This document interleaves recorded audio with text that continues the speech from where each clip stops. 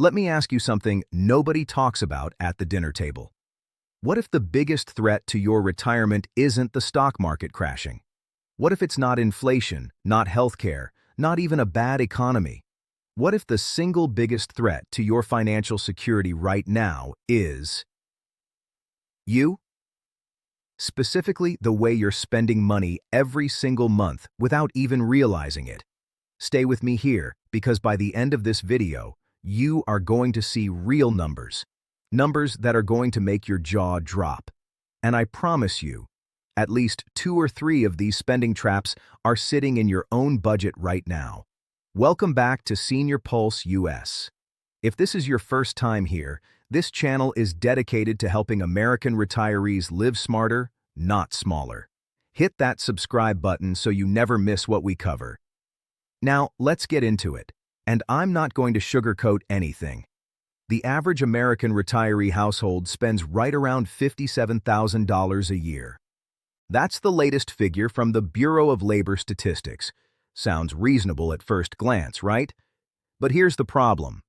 Most financial planners will tell you the rule of thumb is to replace about 70 to 80% of your pre-retirement income.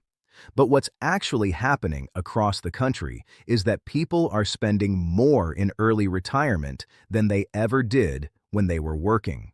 Not less, more. Why?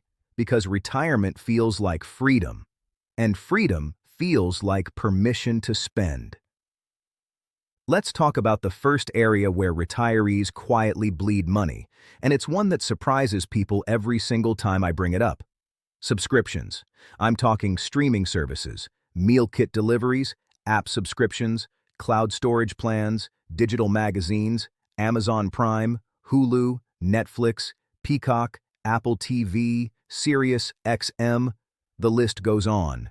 The average American household is paying for 4.5 streaming services right now, at an average of $14 to $17 each per month. That's close to $75 a month, or $900 a year, just on content they may watch 3 hours a week. Add in the gym membership that hasn't been used since February, the antivirus software auto-renewing on a laptop you barely touch, and the Audible subscription delivering books to a library nobody's opening. And you're looking at anywhere from $150 to $300 a month going out the door completely on autopilot. Over a 20-year retirement? That's potentially $36,000 to $72,000 gone on things you didn't consciously choose to keep spending on. The fix? Go through your bank and credit card statements line by line this weekend. Every single recurring charge. Ask yourself, did I use this in the last 30 days? If the answer is no, cancel it today, not tomorrow. Today. Now let's talk about the one that makes people a little defensive, and I get it, I really do, dining out. In retirement, meals become social events. Breakfast with the grandkids, lunch with the old coworkers, dinner to celebrate something, and none of that is wrong. Life should be enjoyed. But here's what the data shows. Retired households spend an average of $3,639 a year on food away from home. That's over $300 a month. For a couple eating out just 4 times a week at modest restaurants, you can easily hit $400 to $500 a month once you factor in tips and drinks. That's $5,000 or $6,000 a year on food alone.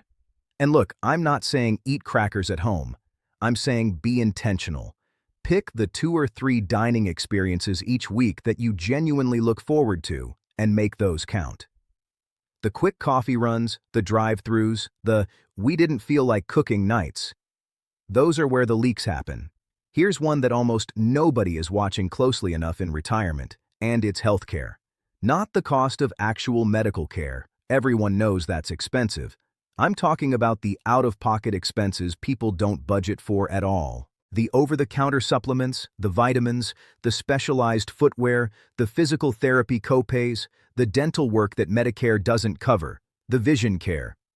Fidelity's research estimates that the average retired couple will need around $315,000 in today's dollars just for healthcare costs throughout retirement.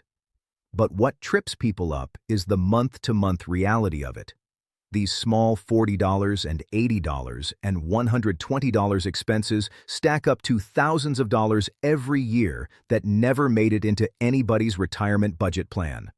The move here is to create a dedicated healthcare line in your monthly budget, a real one with a real number, and track it separately. Most retirees are genuinely shocked when they sit down and add it up for the first time. Now, I want to talk about something a little harder to say, but it needs to be said. Helping adult children and grandchildren financially. This is one of the most common and most emotionally loaded sources of financial strain for American retirees. A Merrill Lynch study found that nearly 80% of parents provide some form of financial support to their adult children. And retirees are not exempt from this.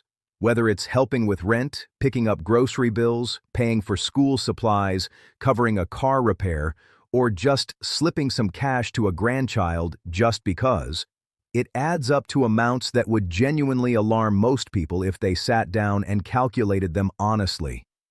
Here's the thing I want you to hear. Loving your family and protecting your retirement are not opposites. If you run out of money at 81 because you gave too much at 67, you become the burden you were trying to prevent. You must put your own financial oxygen mask on first. That is not selfishness. That is wisdom. Let's hit one more because it's fast and it's brutal. Housing. So many retirees are still living in homes that made sense when they had kids in bedrooms and needed the space and the school district. Now they're rattling around in a 4-bedroom house, paying property taxes, utilities, maintenance, and insurance on square footage nobody's using. The average retiree spends 35% of their total budget on housing. For some people, it's significantly higher. Downsizing isn't giving up. Downsizing is strategy. It's freeing up tens of thousands of dollars that can fund the next decade of the retirement you actually want. So here's what I want to leave you with. Pull out your last 3 months of bank and credit card statements. Total up what you're actually spending in each of these categories: subscriptions, dining, healthcare, family support, and housing. Don't guess. Actually add it up. Because the gap between what people think they're spending and what they're actually spending is where retirements fall apart. And knowing the number, your real number, is the only way to fix it. You didn't work your whole life to watch that money drain away quietly.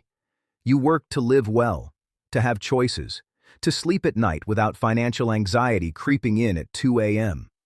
And that life is absolutely possible. But it requires honesty about where the money is actually going. That's what we do here at Senior Pulse US. We give you the real numbers, the real talk, and the real strategies to make your retirement everything it deserves to be.